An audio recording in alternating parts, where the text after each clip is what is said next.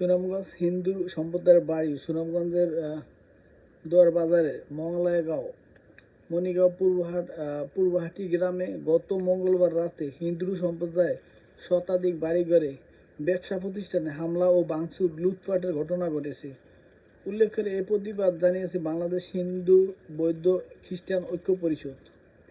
বৃহস্পতিবার ঐক্য পরিষদের ভারপ্রাপ্ত সাধারণ সম্পাদক মনীন্দ্র কুমার নাথ ও স্বাক্ষরিত এক বিবৃতিতে এমন প্রতিবাদ জানানো হয়। বিবৃতিতে বলা হয়, দোয়ারা বাজার লোকনাথ মন্দিরও হামলায় ব্যাপকভাবে ক্ষতিগ্রস্ত হয়েছে। ক্ষতির পরিমাণ অন্তত 15 লাখ টাকা।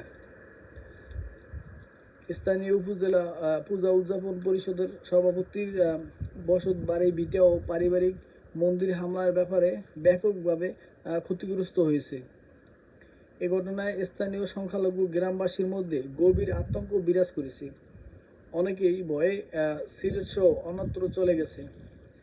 এই বিবৃতিতে আরও বলা হয়, এরই মধ্যে আটক ও মংলারগাঁও গ্রামের প্রফুল্ল দাসের ছেলে আকাশ দাসের ফেসবুক পোস্টে ধর্ম অবমাননা ও অভিযোগ তুলে স্থানীয় হিন্দুদের বিরুদ্ধে কয়েক ঘন্টা ধরে সাম্প্রদায়িক দুর্বিষহরা হামলা ঘটিয়েছে।